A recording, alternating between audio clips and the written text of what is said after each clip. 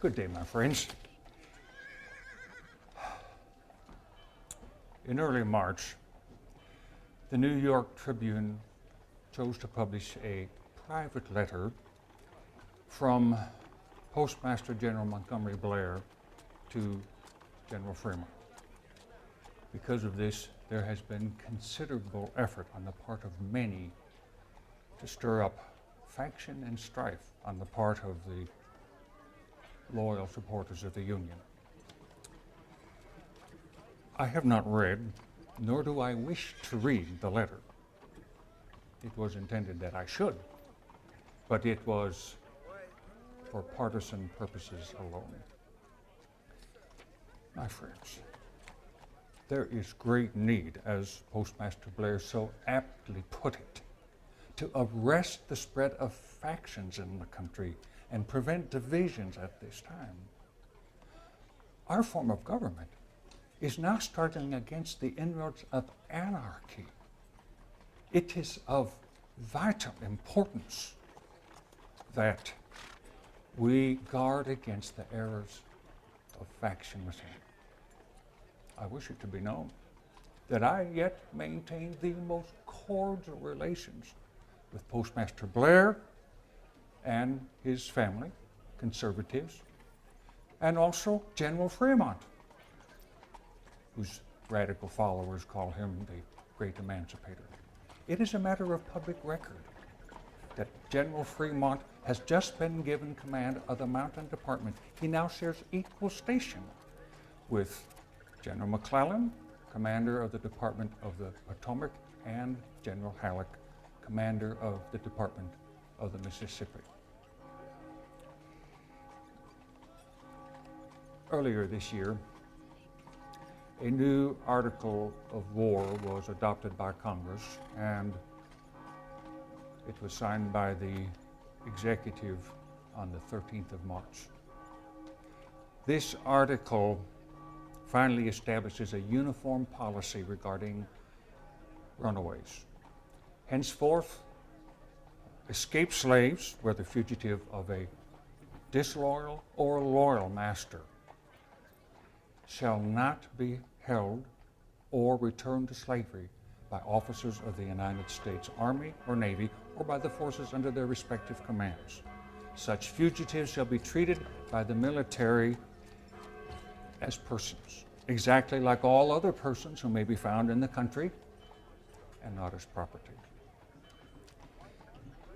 In the long similar vein, on the 6th of March instant, the Executive Department formally requested both houses of Congress to adopt a joint resolution pledging the United States to provide financial compensation to any state that enacts a plan for initiation of gradual abolishment of slavery.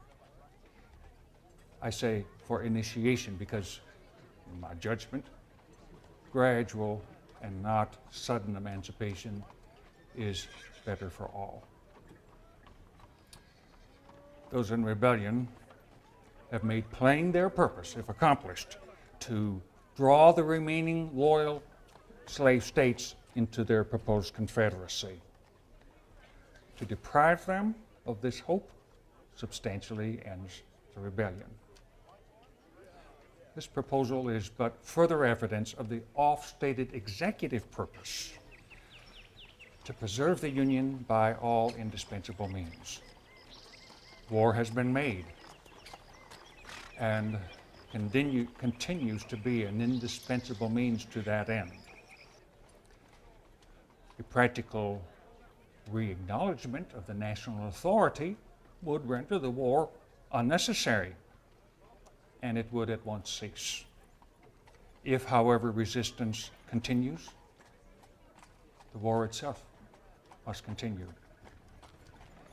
And it is impossible to foresee what incidents may attend or all the ruin that may follow it. There has been much cavilling about this proposition in the press, that it must fail on account of expense. The facts are plain. Less than 1/2 day's cost of this war would pay for all the slaves in Delaware at $400 a head. And 87 days' cost of this war would pay for all of the slaves in Delaware, Maryland, the District of Columbia, Kentucky, and Missouri. Were those states to take this step, it would shorten the war by more than 87 days and thus be an actual expense, saving of expense. Lastly, it is well known that earlier this month there was grave concern that the rebel ironclad Merrimac, rechristened the Virginia by the rebels, might well break the blockade at Norfolk Shipyard, which, though taken over by the insurgent forces, was rendered virtually useless to them because of our blockade. Well, on the 8th of March, the Merrimac succeeded in sinking the USS Cumberland, capturing the frigate Congress, and ran aground the USS Minnesota. It was expected that the USS Minnesota would be destroyed the following morning by the rebel ship. However, the following morning, our own newly commissioned ironclad, the USS Monitor, suddenly appeared under the command of Lieutenant John L. Worden, and after some 4 hours of mighty struggle, succeeded in stopping the depredations of the rebel ship.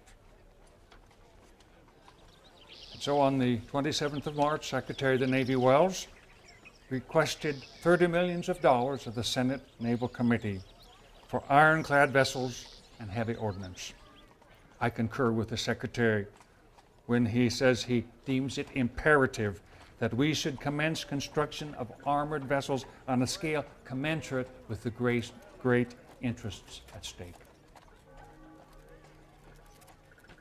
My friends, our case is new. We must think anew and act anew, and so we shall save our country.